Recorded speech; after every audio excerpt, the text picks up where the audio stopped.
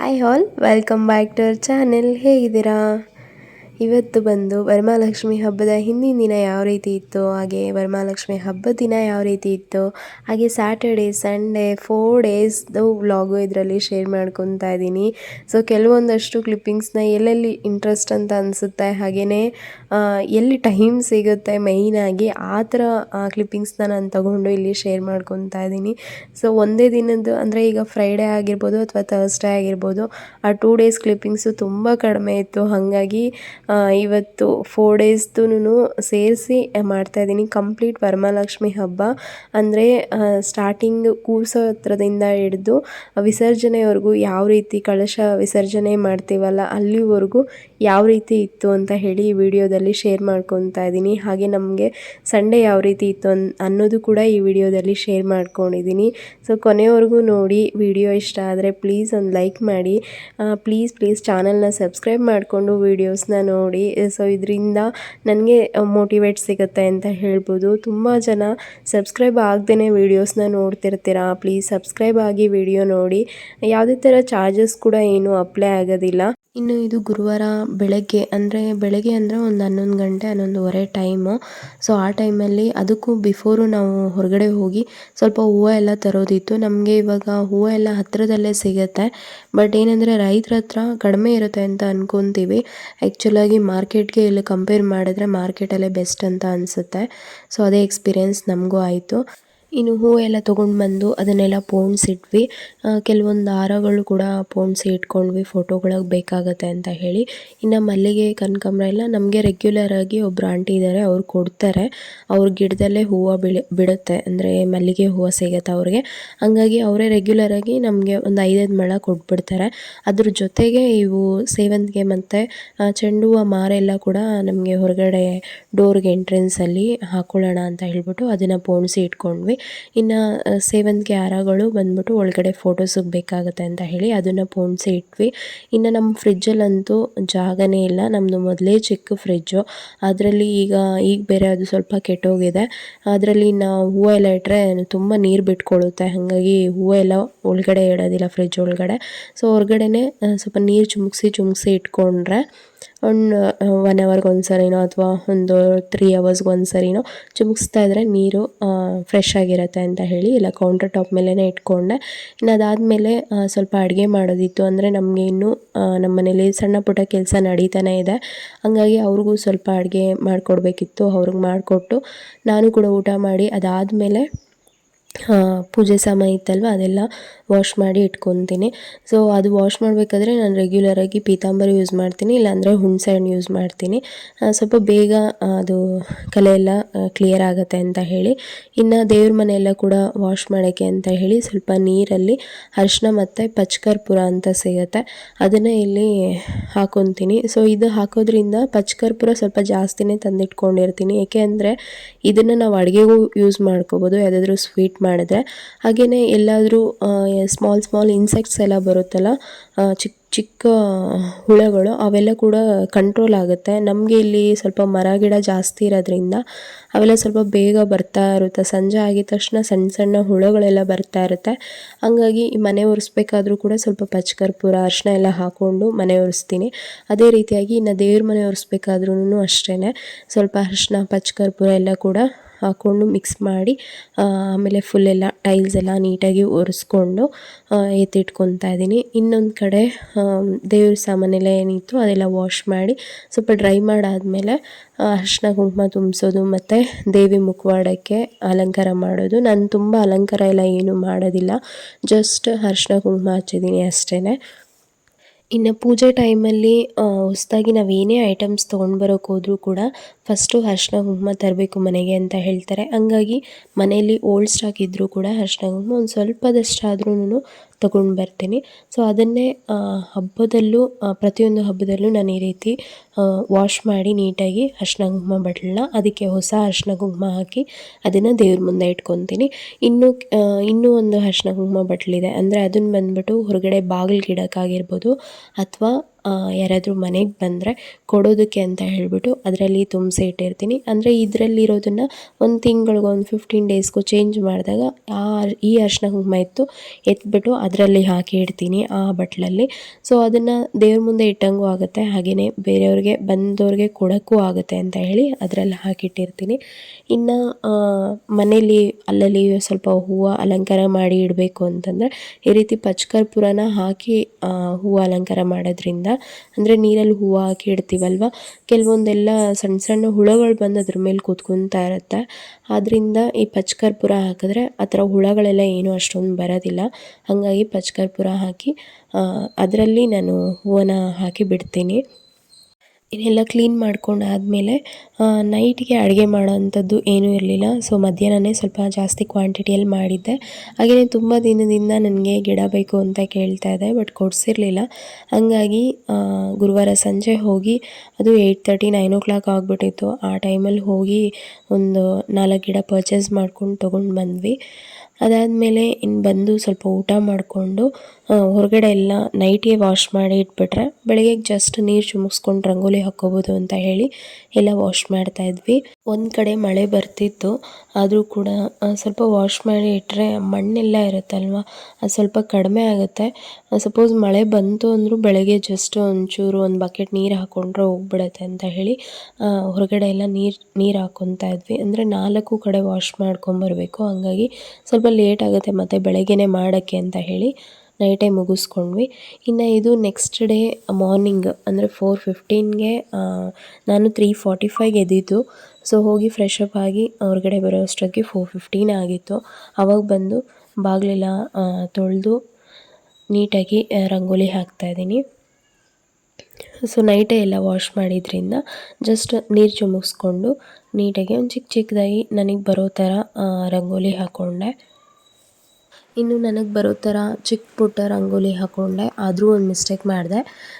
ಕಂಪ್ಲೀಟಾಗಿ ನೋಡಿ ಏನು ಮಿಸ್ಟೇಕ್ ಅಂತ ಹೇಳಿಬಿಟ್ಟು ನನಗೆ ಕಮೆಂಟಲ್ಲಿ ಹೇಳಿ.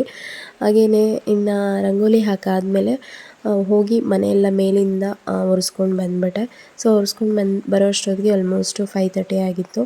ಸೊ ಆ ಟೈಮಿಗೆ ಬಂದು ಹೊರಗಡೆ ಬಾಗಿಲಿಗೆ ಪೂಜೆ ಮಾಡಿಬಿಡೋಣ ಅಂತ ಹೇಳಿ ದೀಪ ಹಚ್ಚಿ ಪೂಜೆ ಮಾಡ್ತಾಯಿದ್ದೆ. ಇನ್ನು ಅದು ಒಳಗಡೆ ಹಾಗೆಯೇ ಗ್ಯಾಸ್ ಹತ್ರ ಕೂಡ ಅಷ್ಟೇ ಫಸ್ಟು ಅರಿಶಿನ ಕುಂಕುಮ ಎಲ್ಲ ಇಟ್ಬಿಟ್ಟು ರಾತ್ರಿಯೇ ಒರೆಸಿ ಇಟ್ಟಿರೋದ್ರಿಂದ ಬೆಳಗ್ಗೆ ಜಸ್ಟು ಅರಿಶಿನ ಕುಂಕುಮ ಇಟ್ಕೊಂಡು ಹೂವು ಇಟ್ಕೊಂಡು ಪೂಜೆ ಮಾಡ್ಕೊಳ್ತಾ ಬಂದೆ. ಇನ್ನು ಬೆಳಗಿನ ಜಾವ ಬೇಗ ಎದ್ದಿರೋದ್ರಿಂದ ಒಂಥರ ಮೈಂಡೆಲ್ಲ ರಿಲ್ಯಾಕ್ಸಿಂಗ್ ಆಗಿರುತ್ತೆ, ಒಳ್ಳೆ ಪಾಸಿಟಿವ್ ವೈಬ್ಸ್ ಇರುತ್ತೆ ಅಂತ ಹೇಳ್ಬೋದು. ಈ ಅರ್ಧಂಬರ್ಧ ಬೆಳಕಾಗಿರುತ್ತಲ್ಲ, ಅದು ನೋಡೋದಕ್ಕೆ ಒಂಥರ ಚೆನ್ನಾಗಿರುತ್ತೆ.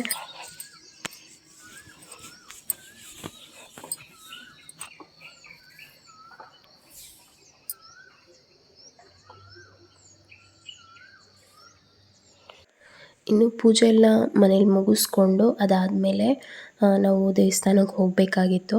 ಹಂಗಾಗಿ ಇನ್ನು ನನ್ನ ಹಸ್ಬೆಂಡ್ ಕೂಡ ಹೋಗಿ ರೆಡಿ ಆಗಿಬಿಟ್ಟು ಬಂದರು. ಅಷ್ಟೊತ್ತಿಗೆ ನಾನು ಕೂಡ ಅಟ್ಲೀಸ್ಟ್ ಬೇಳೆನಾದರೂ ಬೇಯಿಸ್ಬಿಟ್ಟು ಹೂರಣ ಮಾಡಿಟ್ಬಿಟ್ಟು ಹೋದರೆ ಬಂದು ಹೋಳಿಗೆ ಮಾಡ್ಕೋಬೋದು ಅಂತ ಹೇಳಿ ಹೋಗಿ ಎಲ್ಲ ಬೇಳೆ ಎಲ್ಲ ಬೇಯಿಸ್ಕೊಂಡೆ.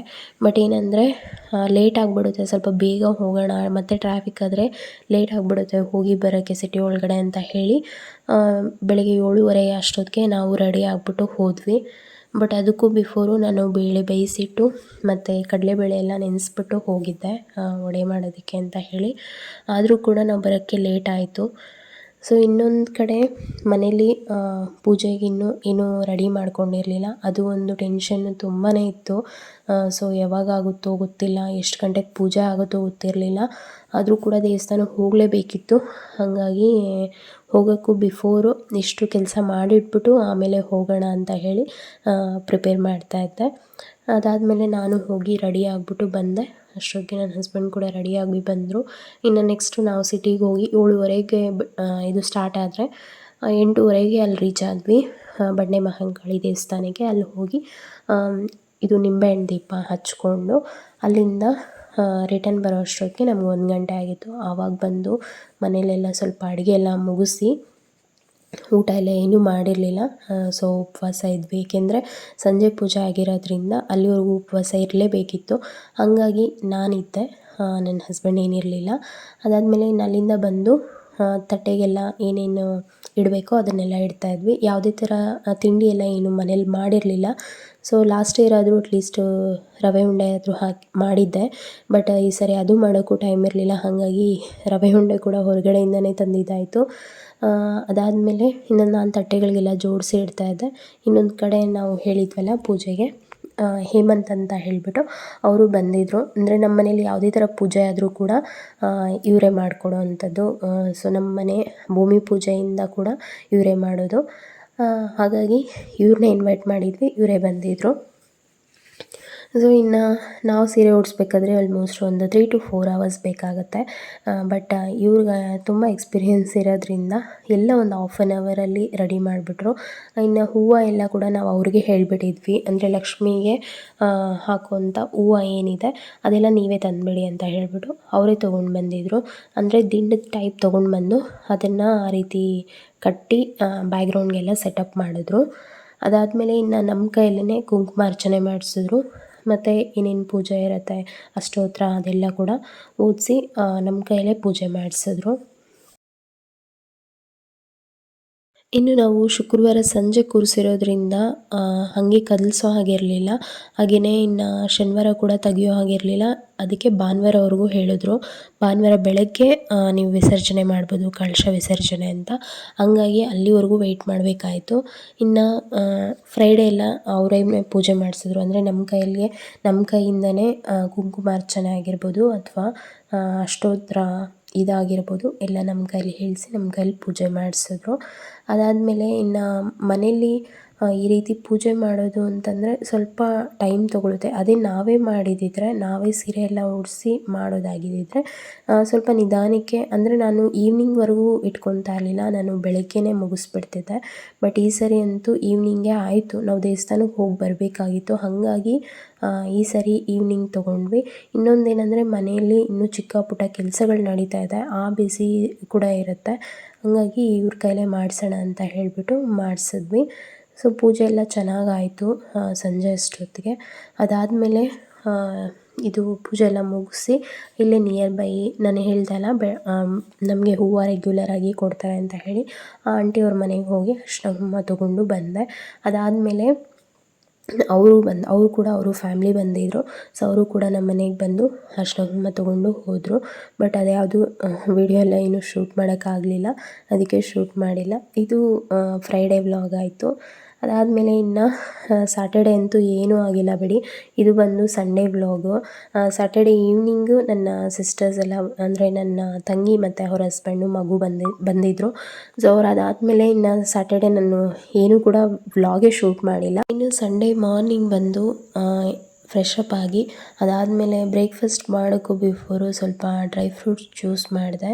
ಏಕೆಂದರೆ ನೈಟು ಮಲಗಿದ್ದು ಸ್ವಲ್ಪ ಲೇಟ್ ಆಯಿತು. ಹಾಗೆಯೇ ಇನ್ನು ನನ್ನ ಸಿಸ್ಟರ್ ಬಂದಿದ್ದಾರೆ ಅಂತ ಹೇಳಿದೆ ಅಲ್ಲ, ಅವರು ಕೂಡ ಲೇಟಾಗೇ ಬಂದರು. ಇನ್ನು ಅಡುಗೆ ಮಾಡಿ ಸ್ವಲ್ಪ ಹೊತ್ತು ಮಾತಾಡ್ಕೊಂಡಿದ್ದು ಮಲಗೋ ಅಷ್ಟೊತ್ತಿಗೆ ಲೇಟ್ ಆಯಿತು. ಅದರಲ್ಲಿ ಸಂಡೇ ಬೇರೆ ಎಲ್ಲರೂ ಲೇಟಾಗೇ ಎದ್ದೇಳ್ತಾರೆ. ಅದಕ್ಕೋಸ್ಕರ ಸ್ವಲ್ಪ ಲೇಟಾಗೆದ್ದು ಬ್ರೇಕ್ಫಾಸ್ಟ್ ಆಗೋದಂತೂ ಹೆಂಗಿದ್ರು ಲೇಟ್ ಆಗುತ್ತೆ ಅಂತ ಗೊತ್ತಿತ್ತು. ಅದಕ್ಕೇ ನೈಟು ಡ್ರೈ ಫ್ರೂಟ್ಸ್ ಎಲ್ಲ ನೆನೆಸಿಟ್ಟಿದ್ದೆ. ಸೊ ಬೆಳಗ್ಗೆ ಎದ್ದು ಸ್ವಲ್ಪ ಜ್ಯೂಸ್ ಮಾಡಿ ಕೊಟ್ಟೆ, ಎಲ್ಲರೂ ಕುಡಿದ್ರು. ಇನ್ನು ಅದಾದಮೇಲೆ ಇನ್ನು ನನ್ನ ತಂಗಿ ಪಾಪು ಬಂದರೆ ಅಂತೂ ನಮಗೆ ಟೈಮ್ ಪಾಸು ಆಗೋದೇ ಗೊತ್ತಾಗಲ್ಲ, ಅಷ್ಟು ಹೊರಟೋಗುತ್ತೆ, ಅವಳಿಂದನೇ ಟೈಮ್ ಹೊರಟೋಗ್ತಾ ಇರುತ್ತೆ. ಸೊ ಕಳಶ ವಿಸರ್ಜನೆ ಮಾಡಬೇಕು ಒಂದು ಕಡೆ, ಇನ್ನೊಂದು ಕಡೆ ಅಡುಗೆ ಮಾಡಬೇಕು, ಬ್ರೇಕ್ಫಾಸ್ಟ್ ಮಾಡಬೇಕು. ಬಟ್ ಏನೂ ಆಗಿರಲಿಲ್ಲ. ಅವಳ ಮುಂದೆ ಕೂತ್ಕೊಂಡು ಆಟ ಆಡ್ಕೊಂಡು ಇರ್ತಾರಷ್ಟೇ, ಮಾತಾಡಿಕೊಂಡು ಅವಳ ಹತ್ರ ಸ್ವಲ್ಪ ತೀಟೆ ಮಾಡ್ಕೊಂಡಿರ್ತೀವಿ. ಹಾಗಾಗಿ ಟೈಮ್ ಹೋಗೋದೇ ಗೊತ್ತಾಗಲ್ಲ. ಇನ್ನು ಎದ್ದು ಸ್ವಲ್ಪ ಡ್ರೈ ಫ್ರೂಟ್ ಜ್ಯೂಸ್ ಕುಡಿದು ಅದಾದಮೇಲೆ ನಾನು ಅವಲಕ್ಕಿ ಚಿತ್ರಾನ್ನ ಮಾಡೋಣ ಅಂತ ಹೇಳ್ಬಿಟ್ಟು ಲೈಟಾಗಿ ಮಾಡ್ತಾಯಿದ್ದೆ. ಇನ್ನೊಂದು ಕಡೆ ಪೂಜೆ ಮಾಡಿ ಕೊಟ್ಟೆ. ಒಂದು ಕಡೆ ನನ್ನ ಹಸ್ಬೆಂಡ್ಗೆ ಹೇಳಿದೆ ಸ್ವಲ್ಪ ಎಲ್ಲ ತಟ್ಟೆ ಎಲ್ಲ ತೆಗೆದುಬಿಡಿ ಅಂತ ಹೇಳಿ. ಸೊ ಅವರು ಕೂಡ ಸಪೋರ್ಟ್ ಮಾಡ್ತಿದ್ರು. ಇನ್ನೊಂದು ಕಡೆ ನಾನು ಅವಲಕ್ಕಿ ಚಿತ್ರಾನ್ನ ಮಾಡಿ ಎಲ್ಲರಿಗೂ ಕೊಟ್ಟೆ. ತಿಂದಮೇಲೆ ಇನ್ನು ಉಳಿದಿರೋಂಥ ತಟ್ಟೆಗಳು ಅವೆಲ್ಲ ತೆಗ್ದಿಟ್ಟು ಯಾವ್ಯಾವ್ದು ಎಲ್ಲೆಲ್ಲಿ ಸೇರಿಸ್ಬೇಕೋ ಅಲ್ಲಿ ಸೇರಿಸ್ಬೇಕು. ಬಟ್ ಏನಂದರೆ ನಾನೇ ಹಾಕಿದಿದ್ರೆ ನಾನೇ ಸೀರೆ ಉಡ್ಸಿದಿದ್ರೆ ಒಂದಷ್ಟು ಸೇಫ್ಟಿ ಪಿನ್ನುಗಳು ಸಿಗೋದು. ಬಟ್ ಇದರಲ್ಲಿ ಯಾವುದೇ ಥರ ಸೇಫ್ಟಿ ಪಿನ್ನೇ ಯೂಸ್ ಮಾಡಿಲ್ಲ. ನಮಗೆ ಸೀರೆ ಉಟ್ಕೊಟ್ರಲ್ಲ ಹೇಮಂತು ಅವರು ಯಾವುದೇ ಥರ ಇದು ಸೇಫ್ಟಿ ಪಿನ್ ಯೂಸ್ ಮಾಡಿಲ್ಲ. ಜಸ್ಟ್ ಎಲ್ಲ ಬರೀ ಥ್ರೆಡ್ ತೊಗೊಂಡು ಕಟ್ಟಿರೋದಷ್ಟೇ. ಅಷ್ಟು ಸ್ಟಿಫಾಗಿ ಕಟ್ಟಿದ್ದಾರೆ. ಕಳಶ ಬೀಳೋ ಥರನೂ ಇಲ್ಲ. ಅಷ್ಟು ಟೈಟಾಗಿ ಹಿಂದೆ ಎಲ್ಲ ಸ್ವಲ್ಪ ಇದು ವುಡ್ ಪೀಸಸ್ ಬರುತ್ತಲ್ಲ ಅದನ್ನೆಲ್ಲ ಕೂಡ ಇಟ್ಬಿಟ್ಟು ನೀಟಾಗಿ ದಾರದಲ್ಲಿ ಕಟ್ಟಿಬಿಟ್ಟಿದ್ರು. ಎಲ್ಲ ಒಂದು 10 ಮಿನಿಟ್ಸಲ್ಲಿ ಸೀರೆ ಉಡಿಸ್ಬಿಟ್ರು ಅವರು. ಬಟ್ ನಾನು ತೆಗಿಯೋದೇ ಸ್ವಲ್ಪ ಲೇಟ್ ಆಯಿತು ಅಂತ ಅನಿಸುತ್ತೆ. ಅದಾದಮೇಲೆ ಎಲ್ಲ ಫಸ್ಟು ನನಗೆ ಮೇಯ್ನಾಗಿ ವರಮಹಾಲಕ್ಷ್ಮಿ ಹಬ್ಬ ಮಾಡಿದ್ಮೇಲೆ ಅಕ್ಕಿ ಕೆಳಗಡೆ ಇಟ್ಟಿರ್ತೀವಲ್ಲ, ಸೊ ಅದು ಒಂದಷ್ಟು ಅಕ್ಕಿ ಆದ್ರೂ ಒಂದು ಹಿಡಿ ಅಕ್ಕಿ ಆದ್ರೂ ಜಾಸ್ತಿ ಆಗಿರುತ್ತೆ. ಸೊ ಅದು ನೋಡಬೇಕಾಗಿತ್ತು. ಹಾಗಾಗಿ ಸ್ವಲ್ಪ ಬೇಗನೆ ಸೀರೆ ಎಲ್ಲ ತೆಗಿತಾ ಇದ್ದೀನಿ ನಾನು. ಎಲ್ಲರೂ ಚೆಕ್ ಮಾಡ್ತಾರೋ ಇಲ್ವೋ ನನಗೆ ಗೊತ್ತಿಲ್ಲ. ಆದರೆ ನಾವು ಅಕ್ಕಿ ಕೆಳಗಡೆ ಹಾಕಬೇಕಾದ್ರೆ ಅಂದರೆ ಕಳಶದ ಕೆಳಗಡೆ ಅಕ್ಕಿ ಇಡ್ತೀವಲ್ಲ, ಅದು ಇಡಬೇಕಾದ್ರೇ ಮುಂಚೆನೇ ಮೆಷರ್ಮೆಂಟ್ ತೊಗೊಂಡು ಇಟ್ಟಿರ್ತೀವಿ ಅಕ್ಕಿನ. ಅದಾದಮೇಲೆ ಪೂಜೆ ಎಲ್ಲ ಮುಗಿದ ಮೇಲೆ ಒಂದು ಇಡೀ ಅಕ್ಕಿ ಅಷ್ಟಾದ್ರೂ ಜಾಸ್ತಿ ಆಗಿರುತ್ತೆ. ಸೊ ಅದನ್ನು ನೋಡಬೇಕು ಅಂತ ಎಕ್ಸೈಟ್ಮೆಂಟ್ ನನಗೆ. ಸೊ ಆದರೂ ಕೂಡ ನಾನು ಅರ್ಧ ಗ್ಲಾಸಷ್ಟು ಅಕ್ಕಿ ಹಾಕಿದ್ದೆ, ಅದು 3/4 ಗ್ಲಾಸಷ್ಟು ಆಗಿದೆ. ಬಟ್ ಇದನ್ನು ಯಾರು ಬಿಲೀವ್ ಮಾಡ್ತಾರೋ ಇಲ್ವೋ ಗೊತ್ತಿಲ್ಲ. ಬಟ್ ರಿಯಲಾಗಿ ನಾವು ಬಿಲೀವ್ ಮಾಡ್ತೀವಿ. ಏಕೆ ಅಂದರೆ ಅದನ್ನು ಕಣ್ಣಾರೆ ನೋಡ್ತೀವಲ್ವ, ಹಾಗಾಗಿ ನಂಬಿಕೆ ಜಾಸ್ತಿ.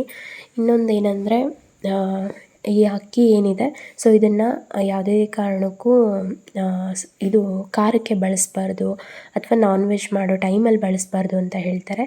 ಹಂಗಾಗಿ ನಾನು ಈ ಅಕ್ಕಿ ಹಾಕ್ಬಿಟ್ಟು ಸ್ಯಾಟರ್ಡೇ ಟೈಮು ಅಥವಾ ಫ್ರೈಡೇ ಟೈಮು ಪೊಂಗಲ್ಗೆ ಏನಾದರೂ ಯೂಸ್ ಮಾಡ್ಕೊತೀನಿ, ಸ್ವೀಟ್ ಪೊಂಗಲ್ಗೆ. ಅದನ್ನು ಮಾಡಿಬಿಟ್ಟು ಯಾರಾದರೂ ಬಂದರೆ ಕೊಡೋದು ಅಥವಾ ಬೇರೆ ಎಲ್ಲಾದರೂ ಯಾರಿಗಾದ್ರೂ ಕೊಟ್ಟು ಕಳಿಸೋದು ಏನೋ ಒಂದು ಮಾಡ್ತೀನಿ. ಹಾಗೆಯೇ ಇನ್ನು ತೆಗ್ದಿಟ್ಟಿರೋಂಥ ಹೂವುಗಳು ಏನೇನಿದೆ ಅದೆಲ್ಲ ಕೂಡ ಒಂದು ಕವರಲ್ಲಿ ಹಾಕ್ಕೊಂಡು, ಇದು ಹಸುನೋ ಅಥವಾ ಎಮ್ಮೆನೋ ಏನೋ ಒಂದು ತಿನ್ನುತ್ತೆ ಹೂವುಗಳು, ಹಂಗಾಗಿ ಅಲ್ಲಿ ಕೊಡಿ ಅಂತ ಹೇಳಿದೆ. ಸೊ ಅದು ಒಂದು ಕಡೆ. ಇನ್ನು ಕೆಳಗಡೆ ಅಕ್ಷತೆ ಎಲ್ಲ ಹಾಕಿರ್ತೀವಲ್ವ ಪೂಜೆ ಮಾಡೋ ಟೈಮಲ್ಲಿ, ಆ ಅಕ್ಷತೆ ಎಲ್ಲ ಕೂಡ ತುಳಿಬಾರ್ದು ಅಂತ ಹೇಳಿ ಅದನ್ನೆಲ್ಲ ಕೂಡ ಒಂದು ಕವರಲ್ಲಿ ಕಟ್ಬಿಟ್ಟು ಅದನ್ನು ನೀರಲ್ಲಿ ಹಾಕುವಂಥದ್ದು. ಅದನ್ನೇ ನಾವಿಲ್ಲಿ ಕ್ಲೀನ್ ಮಾಡ್ತಾಯಿದ್ವಿ. ಅದರಲ್ಲಿ ಪರ್ಕೆಲೆಲ್ಲ ಗುಡಿಸ್ಬಾರ್ದು ಅಂತ ಹೇಳ್ತಾರೆ. ಹಾಗಾಗಿ ಬಟ್ಟೆ ತೊಗೊಂಡು ಎಲ್ಲ ನೀಟಾಗಿ ಗುಡಿಸಿ ಅದನ್ನು ಒಂದು ಕವರಿಗೆ ಹಾಕ್ಕೊಂಡ್ವಿ. ಅದಾದಮೇಲೆ ಇನ್ನು ಸೀರೆ ಉಡಿಸಿದ್ವಲ್ಲ ಅದನ್ನೆಲ್ಲ ಕೂಡ ನಾನು ಫೋಲ್ಡ್ ಮಾಡಿ ಇಡ್ತಾಯಿದ್ದೆ. ಇನ್ನೊಂದು ಕಡೆ ಇನ್ನೂ ತಟ್ಟೆಗಳೆಲ್ಲ ಬ್ಯಾಲೆನ್ಸ್ ಇತ್ತು, ಅದನ್ನು ಒಂದೊಂದು ಬಾಕ್ಸಲ್ಲಿ ಹಾಕಿ ಎತ್ತಿಡಬೇಕಿತ್ತು. ಸೊ ಅದು ಪೆಂಡಿಂಗ್ ಇತ್ತು ಇನ್ನೊಂದು ಕಡೆ. ಇನ್ನು ಕಷ್ಟಪಟ್ಟು ಈ ಚೆಂಡು ಹೂವು ಎಲ್ಲ ಪೋಣಿಸಿದ್ವಿ ಅಲ್ಲ, ಆದರೂ ಮಳೆ ಸೀಸನ್ ಆಗಿರೋದ್ರಿಂದ ಆ ಹೂವು ಎಲ್ಲ ಸ್ವಲ್ಪ ಬೇಗನೆ ಒಂಥರ ಫಂಗಸ್ ಥರ ಬಂದುಬಿಟ್ಟಿದೆ ಹೂವಿಗೆ. ಹಾಗಾಗಿ ಅದೆಲ್ಲ ಕೂಡ ತೆಗೆದ್ಬಿಟ್ರು. ಆ್ಯಕ್ಚುಲಾಗಿ 3 ಡೇಸ್ ಆದರೂ ಇರುತ್ತೆ, 3-4 ಡೇಸ್ ಆದರೂ ಇರುತ್ತೆ ಚೆಂಡು ಹೂವು ಮಾರು ಹಾಕಿದ್ರೆ. ಬಟ್ ಈ ಸರಿ ಏನೋ ಗೊತ್ತಿಲ್ಲ, ಬೇಗನೆ ಕೆಟ್ಟೋಗ್ಬಿಟ್ಟಿತ್ತು, ಎಲ್ಲ ಫಂಗಸ್ ಆಗಿಬಿಟ್ಟಿತ್ತು ಹೂವಿಗೆ. ಅದಾದಮೇಲೆ ಇನ್ನು ಕಳಶದಲ್ಲಿ ಇರುತ್ತಲ್ಲ ನೀರು, ಅದನ್ನೆಲ್ಲ ಕೂಡ ಮನೆಯೆಲ್ಲ ಕೂಡ ನಾವು ಹಾಕ್ಕೊಂಡು ಬರ್ತೀವಿ. ಕೆಲವ್ರು ಹಾಕ್ತಾರೆ, ಕೆಲವ್ರು ಹಾಕೋದಿಲ್ಲ.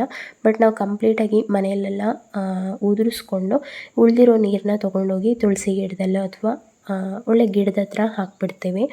ಇನ್ನು ಅದಾದಮೇಲೆ ದೀಪಗಳೆಲ್ಲ ಹಚ್ಚಿದ್ವಲ್ಲ ಅದೆಲ್ಲ ಕೂಡ ಫುಲ್ಲು ಜಿಡ್ಡಾಗ್ಬಿಟ್ಟಿರುತ್ತೆ. ಏಕೆಂದರೆ ತುಪ್ಪ ಎಲ್ಲ ಹಾಕಿರ್ತೀವಿ, ದೀಪ ಉರಿದಿರುತ್ತೆ 3 ಡೇಸಿಂದ, ಹಾಗಾಗಿ ಸ್ವಲ್ಪ ಕಪ್ಪಗಾಗಿತ್ತು. ಫಸ್ಟ್ ಅದನ್ನು ಕಾಟನಲ್ಲಾಗಲಿ ಅಥವಾ ಟಿಶ್ಯೂದಲ್ಲಾಗಲಿ ನೀಟಾಗಿ ಒರೆಸಿ ಇಟ್ಕೊತೀನಿ. ಅದಾದಮೇಲೆ ಸ್ವಲ್ಪ ಸೋಪ್ ಹಾಕ್ಕೊಂಡು ವಾಶ್ ಮಾಡಿ ಮತ್ತು ಡ್ರೈ ಮಾಡಿ ಎತ್ತಿಟ್ಕೊತೀನಿ. ಇದರಿಂದ ನೆಕ್ಸ್ಟ್ ಇಯರ್ವರೆಗೂ ನಾವು ಯಾವಾಗ ತೆಗಿತೀವೋ ಅಲ್ಲಿವರೆಗೂ ಅದು ಚೆನ್ನಾಗೇ ಇರುತ್ತೆ. ಹಾಗಾಗಿ ಎಲ್ಲನೂ ಅಷ್ಟೇ, ಹಿತ್ತಾಳೆದಾಗಲಿ ಅಥವಾ ಇದು ಸಿಲ್ವರ್ದಾಗಲಿ ಯಾವುದಾದ್ರೂ ಆಗಲಿ ನಾನು ಈ ರೀತಿ ಮಾಡ್ಕೊತೀನಿ. ಇನ್ನು ಅದಾದಮೇಲೆ ನಮಗೆ ನಿಯರ್ ಬೈ ತೋಟಗಳೆಲ್ಲ ಜಾಸ್ತಿ ಇದೆ. ಹಂಗಾಗಿ ಇದು ಮಶ್ರೂಮ್ ಬಂದು ನಾಟಿ ಮಶ್ರೂಮ್ ಅಂತ ಹೇಳ್ತಾರಲ್ಲ, ಅಂದರೆ ತೋಟದಲ್ಲೇ ಬೆಳೆದಿರೋ ಅಂಥದ್ದು, ಇಷ್ಟು ದೊಡ್ಡ ಮಶ್ರೂಮ್ ಸಿಕ್ಕಿತ್ತು. ಇನ್ನು ನನ್ನ ಹಸ್ಬೆಂಡ್ ಬರಬೇಕಾದ್ರೆ ಕಿತ್ಕೊಂಡು ಬಂದಿದ್ದರು. ಇದನ್ನು ಹಾಗೆ ಇಟ್ಟಿದ್ದೆ, ಇದು ಮಾಡ್ಬೋದೋ ಮಾಡಬಾರ್ದೋ ಅನ್ನೋ ಡೌಟಲ್ಲಿ. ಆಮೇಲೆ ನಮ್ಮಮ್ಮನ ಕೇಳಿದ್ರೆ ಇಲ್ಲ ಮಾಡ್ಬೋದು ಅಂತ ಹೇಳಿದ್ರು. ಅದಾದಮೇಲೆ ಕಟ್ ಮಾಡಿ ಮಶ್ರೂಮ್ ಪಲಾವು ಅಥವಾ ಕಬಾಬು ಮಾಡೋಣ ಅಂತ ಹೇಳ್ಬಿಟ್ಟು ಕಟ್ ಮಾಡಿದೆ. ಅಷ್ಟರಲ್ಲಿ ನನ್ನ ಹಸ್ಬೆಂಡ್ ಬೇಡ ಎಲ್ಲಾದರೂ ಇಲ್ಲೇ ಮಾಲ್ಗೆ ಹೋಗ್ಬಿಟ್ಟು ಬರೋಣ ಅಂತ ಅಂದರು. ಸುಮ್ಮನೆ ಟೈಮ್ ಪಾಸ್ಗೆ ನನ್ನ ತಂಗಿಯವರೆಲ್ಲ ಬಂದಿದ್ರಲ್ವ, ಅವರು ಕೂಡ ಹೇಳ್ತಾಯಿದ್ರು ಹೋಗಿ ಬರೋಣ ಅಂತ ಹೇಳಿ. ಹಾಗಾಗಿ ಹೋದ್ವಿ. ಇನ್ನು ಹೋಗಬೇಕಾದ್ರೆ ನಮ್ಮ ಯುಕ್ತ ಬೇಬಿ ಕೂಡ ಬಂದಿದ್ಲು. ಸೊ ಅವಳನ್ನ ಕೂಡ ಕರ್ಕೊಂಡು ಹೋದ್ವಿ. ಅವಳು ಫಸ್ಟ್ ಟೈಮು, ಅವಳು ಹುಟ್ಟಿದಾಗಿಂದ ಇದೇ ಫಸ್ಟ್ ಟೈಮು ಮಾಲಿಗೆ ಕರ್ಕೊಂಡು ಹೋಗ್ತಿರೋದು. ಇನ್ನು ದೇವಸ್ಥಾನ ಅಂತೂ ಮಿತಿನೇ ಇಲ್ಲ, ಅಷ್ಟೊಂದು ಸುತ್ತಿಬಿಟ್ಟಿದ್ದಾಳೆ. ಬಟ್ ಮಾಲ್ಗೆಲ್ಲ ಎಲ್ಲೂ ಕರ್ಕೊಂಡು ಹೋಗಿರಲಿಲ್ಲ. ಹಾಗಾಗಿ ಈಗ ಮಾಲಿಗೆ ಕರ್ಕೊಂಡು ಹೋದ್ವಿ. ಇನ್ನು ಅದಾದಮೇಲೆ ನಾವು ಬಂದು ಮಧ್ಯಾಹ್ನ ಏನೂ ಊಟ ಮಾಡಿರಲಿಲ್ಲ. ಬೆಳಗ್ಗೆ ಅವಲಕ್ಕಿ ತಿಂದಿದ್ದು ಅಷ್ಟೇ. ಹಾಗಾಗಿ ರಾಜಧಾನಿ ಮೀಲ್ಸ್ ಅಂತ ಹೇಳಿಬಿಟ್ಟು ತೊಗೊಂಡಿದ್ವಿ. ನಿಜವಾಗ್ಲೂ ನನಗೆ ಅದರಲ್ಲಿ ಕೊಟ್ಟಿದ್ದಂಥ ಪುಲ್ಕ ತುಂಬ ಇಷ್ಟ ಆಗ್ಬಿಡ್ತು. ಆಮೇಲೆ ಪನ್ನೀರ್ ಮಸಾಲೆನೂ ಅಷ್ಟೇ ತುಂಬ ಇಷ್ಟ ಆಯಿತು. ಅದು ತಿಂದ್ವಿ. ಇನ್ನು ಇವರಿಬ್ಬರು ಅಣ್ಣ ತಮ್ಮಂದರು ಬಂದು ನಾನ್ ವೆಜಿಟೇರಿಯನ್ಸ್ ಅವರು. ಅಂದರೆ ನಾವು ಕೂಡ ನಾನ್ ವೆಜಿಟೇರಿಯನ್ಸೇ, ಬಟ್ ಏನಂದರೆ ಶ್ರಾವಣ ಮಾಸ ಸ್ಟಾರ್ಟ್ ಆಗಿಬಿಟ್ಟಿದೆ, ಹಾಗಾಗಿ ನಾವು ತಿನ್ನೋದಿಲ್ಲ. ಆದರೂ ಕೂಡ ನಮ್ಮನ್ನು ಬಿಟ್ಟು ಅವರಿಬ್ಬರು ಆರಾಮಾಗಿ ಚಿಕನ್ದೇನೋ ಇದು ಮೀಲ್ಸು ತೊಗೊಂಡು ಬಂದು ತಿಂದರು. ಅದಾದಮೇಲೆ ಸುಮ್ಮನೆ ಎಲ್ಲೂ ಸುತ್ತಾಡಲಿಲ್ವ. ಫಸ್ಟು ಹೋಗಿದ ತಕ್ಷಣವೇ ನಾವು ಸೆಕೆಂಡ್ ಫ್ಲೋರ್ಗೆ ಹೋಗ್ಬಿಟ್ವಿ, ಫುಡ್ ಕೋರ್ಟ್ ಹತ್ರ. ಏಕೆಂದರೆ ತುಂಬ ಹೊಟ್ಟೆ ಹಸ್ವಾಗ್ತಿತ್ತು. ಬೆಳಗ್ಗೆ ಬೇರೆ ಬರೀ ಅವಲಕ್ಕಿ ಸ್ವಲ್ಪ ತಿಂದಿದ್ದಲ್ವ, ಹಾಗಾಗಿ ತುಂಬ ಹೊಟ್ಟೆ ಹಸ್ವಾಗ್ತಿತ್ತು. ಸೊ ಫಸ್ಟ್ ಹೋಗಿ ಒಂದು ಮೀಲ್ಸ್ ಅಷ್ಟೇ ತೊಗೊಂಡ್ವಿ, ನಾನು ನನ್ನ ತಂಗಿ ಇಬ್ರಿಗೂ ಸೇರಿಸಿ ಒಂದು ತೊಗೊಂಡ್ವಿ. ಅದಾದಮೇಲೆ ಇನ್ನೂ ಸ್ವಲ್ಪ ಹೊಟ್ಟೆಲಿ ಜಾಗ ಇಟ್ಕೊಳ್ಳೋಣ, ಬೇರೆ ಏನಾದರೂ ತಿನ್ನೋಣ ಅಂತ ಹೇಳ್ಬಿಟ್ಟು ಅದಾದಮೇಲೆ ಬರ್ಗರ್ ಕಿಂಗಿಗೆ ಕೆಳಗಡೆ ಬಂದ್ವಿ. ಕೆಳಗಡೆ ಬಂದರೆ ಇಲ್ಲಿ ನೋಡಿದ್ರೆ ಅಷ್ಟೊಂದಾಗಿ ಇಷ್ಟ ಆಗೋ ಥರ ಇರಲಿಲ್ಲ. ಸೊ ಎಲ್ಲಾದರೂ ಹೊರಗಡೆ ಹೋಗೋಣ ಅಂತ ಪ್ಲ್ಯಾನ್ ಹಾಕ್ಕೊಂಡು ಮಾಲಕ್ಕೆ ಬಂದ್ವಿ. ಸೊ ಮಧ್ಯಾಹ್ನ ಊಟನೂ ಮನೆಯಲ್ಲಿ ಏನು ಮಾಡಿರಲಿಲ್ಲ, ಹಾಗಾಗಿ ಇಲ್ಲೇನೋ ತಿನ್ಕೊಂಡ್ರೆ ಬೆಟರು ಅಂತ ಹಾಗೆ ಮಾಲೆಲ್ಲ ರೌಂಡ್ ಹಾಕ್ಕೊಂಡು ಸುತ್ತಕೊಂಡು ಮಗುಗೂ ಸ್ವಲ್ಪ ಫ್ರೀಯಾಗಿರುತ್ತೆ ಅಂತ ಪ್ಲ್ಯಾನ್ ಹಾಕ್ಕೊಂಡು ಇಲ್ಲಿ ಒರೇನ್ ಅಪ್ ಟೌನಿಗೆ ಬಂದ್ವಿ. ಬಟ್ ಗ್ರೌಂಡ್ ಫ್ಲೋರಲ್ಲಿಂದ ಒಂದೊಂದೇ ಸ್ಟೆಪ್ ಹೋಗ್ತಿರೋ ಒಂದೇ ಸಲ ಸೆಕೆಂಡ್ ಫ್ಲೋರ್ಗೆ ಹೋಗ್ಬಿಟ್ಟು ದೊಡ್ಡ ಮಿಸ್ಟೇಕ್ ಮಾಡಿಬಿಟ್ವಿ. ಒಂದೇ ಸಲ ಸೆಕೆಂಡ್ ಫ್ಲೋರ್ ಹೋದರೆ ಅಲ್ಲಿ KFC ಇಲ್ಲ, ಮೆಕ್ಡಿ ಇಲ್ಲ, ಬರ್ಗರ್ ಕಿಂಗ್ ಇಲ್ಲ. ಅಲ್ಲಿ ಇದ್ದಿದ್ರಲ್ಲಿ ಏನೋ ಒಂದಷ್ಟು ಐಟಮ್ಸ್ ತೊಗೊಂಡ್ರು, ಸ್ಪೈಸಿನೆಸ್ ಅನ್ನೋದೇ ಇಲ್ಲ. ಯಾಕಾದ್ರೂ ತೊಗೊಂಡು ಅಂತ ಅನ್ನಿಸ್ಬಿಡ್ತು. ಹಂಗಾಗಿ ಅಲ್ಲಿ ತಿನ್ನೋಕ್ಕಾಗ್ದಿರ ತಿಂದು ಖಾಲಿ ಮಾಡಿ ಮಗುಗೆ ಅಂತ ರೈಸ್ ತೊಗೊಂಡ್ರೆ ಅವಳು ಅದನ್ನು ತಿಂದಿರ ಮತ್ತೆ ಅದನ್ನಲ್ಲೇ ಬಿಟ್ಟು ಈಗ ಲಾಕ್ ಮಾಡಿ ಅಂತಾರೆ. ಮಾಡ್ತಾಯಿದ್ರೆ ಅದು ತೊಗೊಂಬನ್ನಿ, ಇದು ತೊಗೊಂಬನ್ನಿ, ಅದು ತೊಗೊಂಬನ್ನಿ, ಇದು ತೊಗೊಂಬನ್ನಿ ಅಂತ ಕಳಿಸ್ತಾನೆ ಇರ್ತಾರೆ. ಆಟ ಗುರು ನಮಗೆ. ಸೊ ಮೇಲೆ ಇಷ್ಟೆಲ್ಲ ಕಷ್ಟಪಟ್ಕೊಂಡು ಕೆಳಗೆ ನೋಡಿದ್ರೆ KFC ಇತ್ತು, ಬರ್ಗರ್ ಕಿಂಗ್ ಇತ್ತು. ಫೈನಲ್ ಏನೋ ಒಂದು ಸಿಕ್ಕಲ್ಲ ಅಂತ ಅಂದ್ಬಿಟ್ಟು ಕೊನೆಗೆ ಬರ್ಗರ್ ಕಿಂಗಿಗೆ ಬಂದು ಇಲ್ಲಿ ಇಷ್ಟನ್ನು ಆರ್ಡ್ರ್ ಮಾಡಿದ್ವಿ. ನೋಡಿ ಇಷ್ಟು ಆರ್ಡ್ರ್ ಮಾಡಿಕೊಂಡು ಇವ್ರು ತಿಂತಾ ಇದ್ದಾರೆ ನೋಡಿ.